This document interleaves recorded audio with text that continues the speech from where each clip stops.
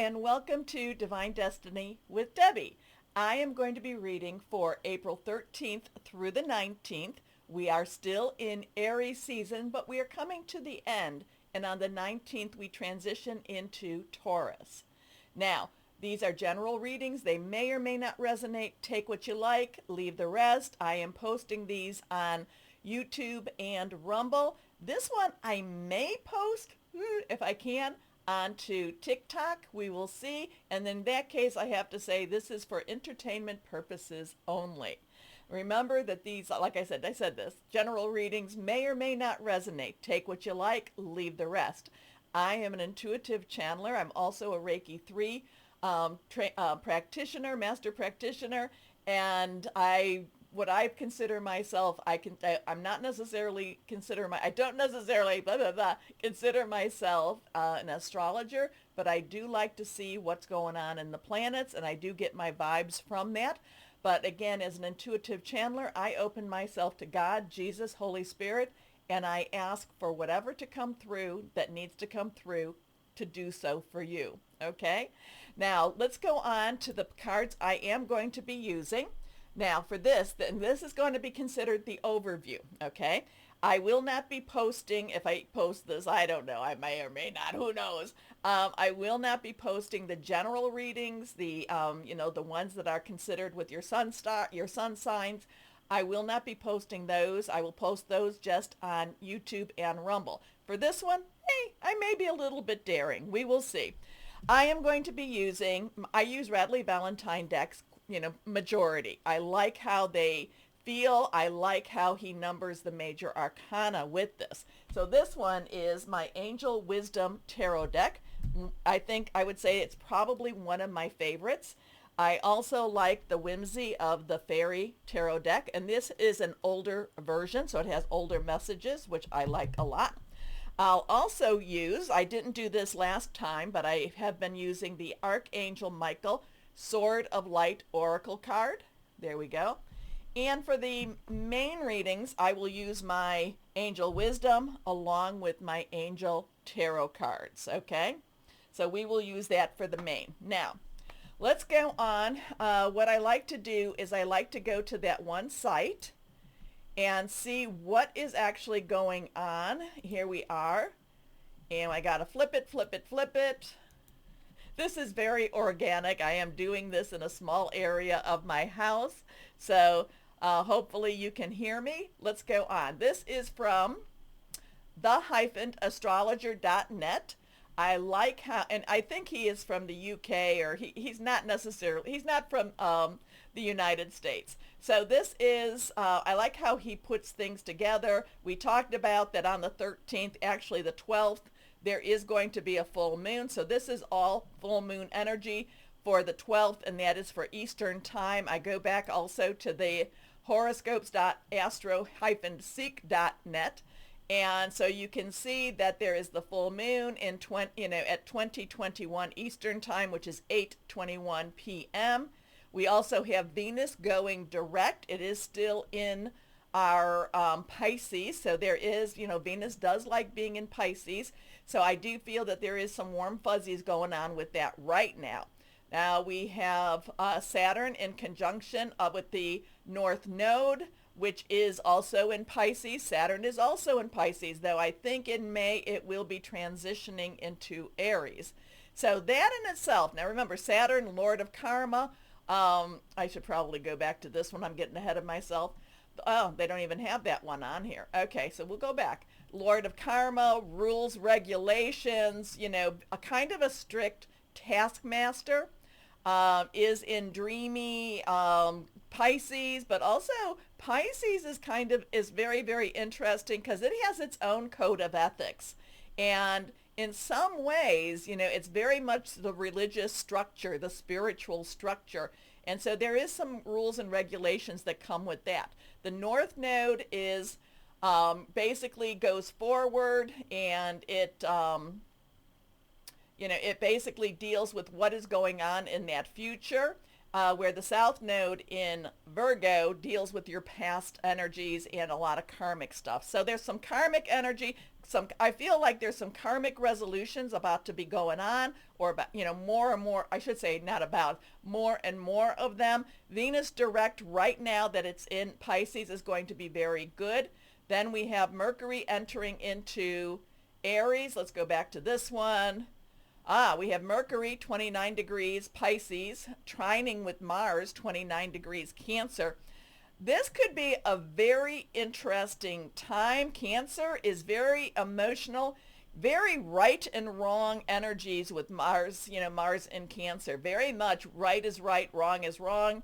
Mercury, the planet that really has a lot of communications, telecommunication, very much your internet system, also electronics. So trining is kind of a connection. It's kind of a partnership. It's not necessarily as strong as conjuncting, but it does still have a lot of strength to it. And then we have Mercury on the 16th re-entering into Aries, fire energy. So there, it's like whatever's going on around this 15th is going to really give a lot of impetus to this Mercury re-entering into Aries. Aries is going to take up the mission, take up the banner. And then on the 17th, we have Mercury, again in Aries, conjuncting with Neptune, which has just started its journey in Aries. Now, and that is 1 degree. So this is at the beginning. There's a lot of, one, let's put it this way, is new beginnings, new start. But Mercury really partnering with Neptune, both in Aries, is, there's a lot of momentum here. When you first start on a journey, you have a lot of, I don't necessarily know if this is going to be a very positive connection, but it's a very strong and we must do this. We must do this. There is much to be done connection right now. It is on the 17th of April. Now we have on the 18th of April, Mars entering into Leo. So it is leaving Cancer, which has been very emotional, very emotionally stirring, and it is entering Leo, fire sign. Now this web designer says strong life energy going on. And then we have Mars, again, first 1 degree, trining with Neptune. So all of this from the 17th, well, actually, it's not just that it starts on the 17th. It's not like an on-off switch. It's more like a dimmer. So things have been getting more, we are going to, we are, right is right, wrong is wrong. Very energetic energies are going on right here. And it's at the beginning of their quest. It's at the beginning of their journey. And there's a lot of powerful energy going on right here. And then we have the sun entering into Taurus also on the 19th. So let's go back here to see what we have. I told you Venus goes direct, which is good. And Venus will go into Aries at the end of the month, the 30th of the month. So we have Venus going direct in Pisces, going towards that Aries connection. Remember Mars and Venus, they were the lovers. So Aries, Mars, all that there's a connection with that too. So we have Saturn conjunction. I talked about that. Mercury entering into Aries. That'll be at 2:25 in the morning, again, Eastern time. We have Mercury in conjunction with Neptune again. That will happen right after midnight on the 17th, again, Eastern time. On Mars entering Leo, and that happens on the 18th at 21 after midnight, again, Eastern time. So we have 1556, so that would be 3:56 that the sun is entering into Taurus. And now we also have on the 20th, Venus conjuncting with that Pisces node. It is still in Pisces. So that could actually, whatever's going on with these other timeline, Venus conjuncting with the node could bring a little bit of relief and a little bit of release, if you want to even call it that. So we are living in very unprecedented times. We have never lived through, well, I don't think, no, we haven't. We have never lived through Neptune in Aries before. So things are getting interesting. Okay, so let's see. Let's go back and see what else we have going on. We're going to go back to this one.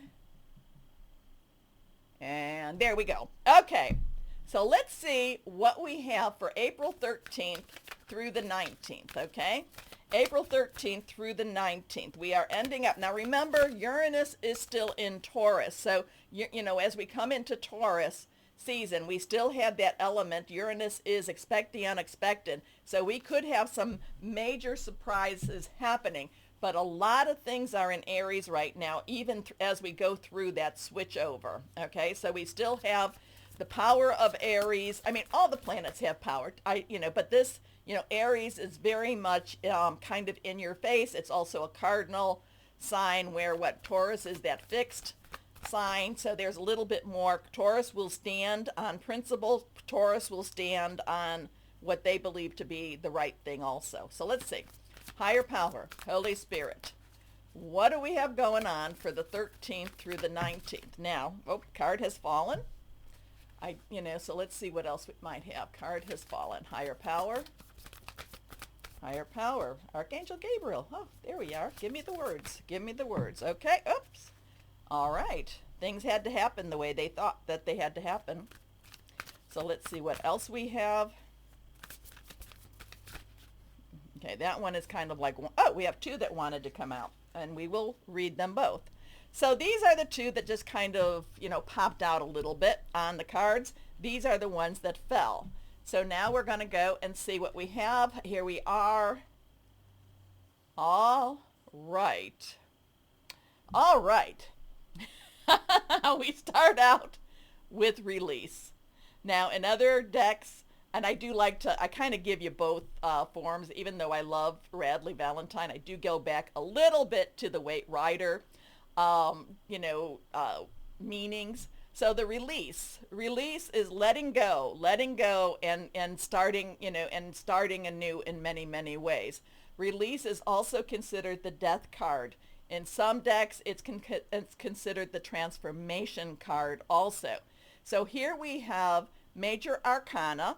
The number is 13, and look at April 13th, and we have the first card to jump out is a 13. Now a 10 to the 3, I do like to give you the meanings of the numbers. So 10 is transition, it's moving into something. But the 3 is actually a wonderful energy. It's creativity, it's celebration, it's the power of 3. Now we just did have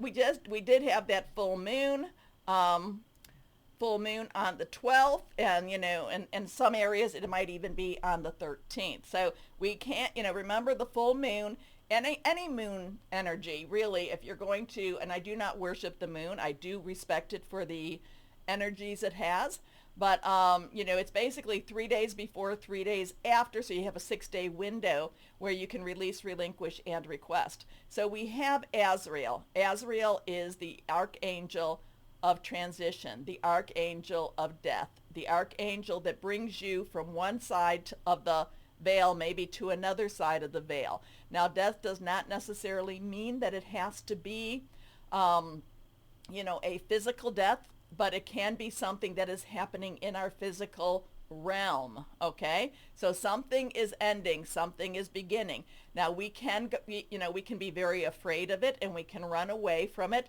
but we never run away. So my thing about fear is one of the tools of the devil, and tries to keep you from your blessings. Azrael can be extremely gentle and extremely kind.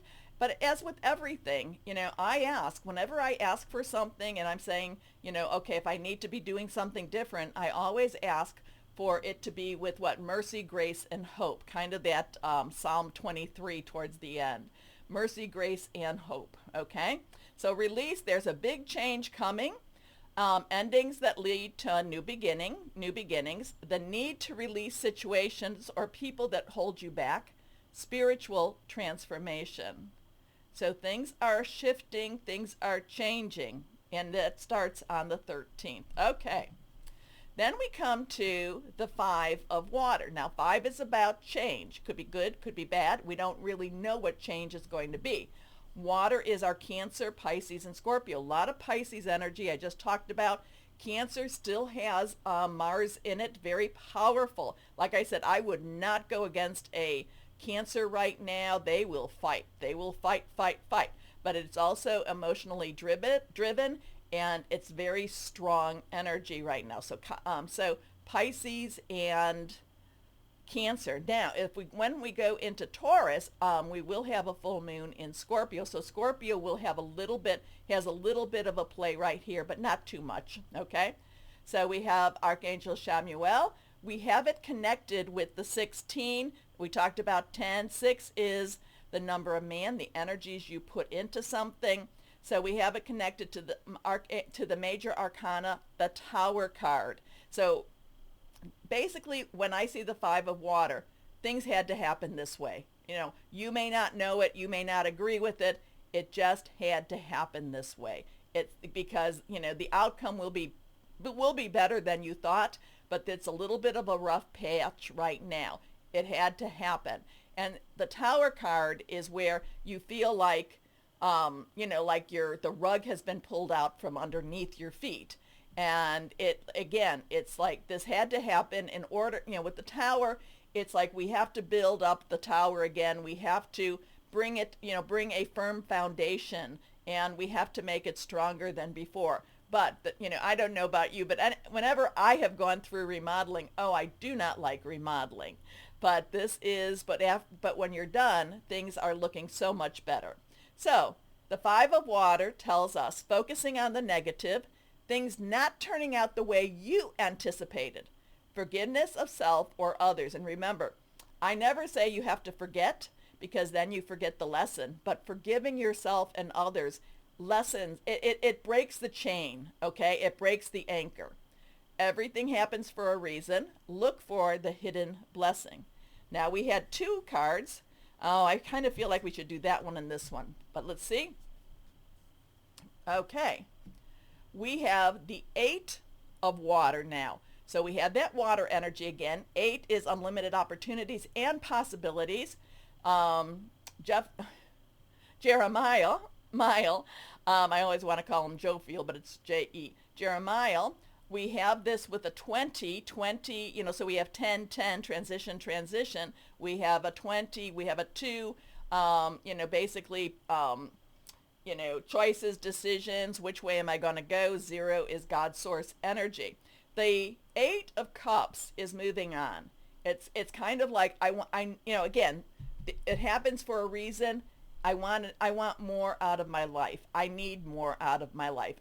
There is more for me to do. But this is a spiritual quest. This is a spiritual journey. So whatever is happening in this world, it could turn into a spiritual journey where people are reconnecting with higher power, with God, with source. So it could be something, where I leave things behind and I'm moving on and I'm going where, in many ways, it could be like a leap of faith. It could be, a God thing, let go and let God. Now, like I said, this is also considered the Judgment card. This is where the major arcana, this is where you look at where you've been. This is where you come to some terms with where what you've done. This is where you're like, okay, maybe I could have done better. Maybe I could have done worse. But now I need to stand on my own merits, and the need to move on. Seeking more from life than what you're experiencing, a spiritual quest. Choosing to make big life changes, a change in priorities, leaving home. So whatever this is all about, there's a shift in consciousness, I feel. There's a shift in consciousness. Now, that doesn't have to happen to everybody. We've all heard about or talked about the dimensions, living in 3D versus 4D or 5D. We've talked about ascension energies. As we move forward, there are many people that do not want to make changes or make shifts. And they may be the people that are, just to be a little bit trite, left behind. So, give them blessings, ask God to watch over them and move on. Okay. this is more of a universal or world view. Okay, so next card, reversed. And to me, reverse cards have a little bit extra meaning. So now we come to the one, new beginning, new start. We have fire. Now remember, this is Aries, Leo, and Sagittarius. We have Aries and Leo. We're still in Aries, and we have Mars going into Leo, and that's going to be quite strong. It's going to be there for a little bit of time too. And Mars, Leo's kind of like whatever needs to be done, we're going to be doing it. Now, this kid, sometimes I get, different vibes with this kid. I'm not getting anything negative with him. There's a lot of passion, not necessarily in his face, but with this card, he's a little bit inscrutable in some ways. We're not quite sure where he's going. But I do see a little bit of a smile lurking there. I do see a little bit of a secret. And the secret seems to be something that I've got a secret. And don't worry about it so much. But he's not given anything away to me today. Metatron, it's with Metatron. Metatron is the archangel believed to have been Enoch before the flood. Metatron's also considered to be the king of archangels, or the leader of archangels, okay? Even though, Jesus is king, but we have Metatron. Metatron's also connected with time. We have zero. Zero is, again, God's source energy. This is also connected to the Fool card, the leap of faith, the new beginnings. So something amazing, an amazing opportunity. Be bold, courageous, and optimistic. Now is the time to take action. Do what you're passionate about. So there's a big shift happening. There's there's this wanting more out of life, and it's like, no, that this can't be all there is. I want more. There could be a really stronger push to connect with higher power, God, source, Jesus, and something shifting. Something is changing. Okay, now let me see if I can get that back into focus. There we go. All right, here we are. Okay, so now in Metatron, let's see what we have. Now is the time. Now is the time. Ascensions are, ascension energy. Things are shifting. Things are changing. So this is a time of big change. We are living, like I said, we have never lived in Neptune in Aries before. Okay, we have had Uranus. Well, some of us, no, not me, because last time Uranus was in Gemini, which will be 7-7, which is a portal number too. That was 1941. So last time Neptune was in Aries, 1861. And so was Uranus in Gemini too. So interesting times. All three of my big players, and again, I know if you've been following me, I'm going to say this. Pluto in Aquarius, Uranus in Gemini, Neptune in Aries, all around that 1775 to 1777 time. So interesting times ahead. Okay, so we live in, what is the Chinese blessing curse? May you live in interesting times. Okay, so here we go. Again, this is the older version of the fairy tarot cards. This one is reversed. Two of winter, making some choices. So two is making choices, decisions, coming together, partnering. Winter is the air energy. Air energy is Aquarius, Gemini, and Libra. Making choices. Which way am I going to go? What do I really want to do? Indecision. So this is part of it too. Indecision is holding you back. Make the choice. Let's see if I can get this in here. Come on. I have to hold it. I have to try to hold it still, and then it does. Okay, indecision is holding you back. Make the choice that's best for you rather than trying to please others. That's interesting. Feeling trapped between the intellectual and the emotional. So interesting times. And again, I could see where all of this is, even though spiritually we may want to move on, even though we know something's there. Like I said, many people will just decide, I don't want to do that. I'm okay with where I'm at. I'm okay with my burdens. I'm okay with my struggles. But this says indecision is holding you back.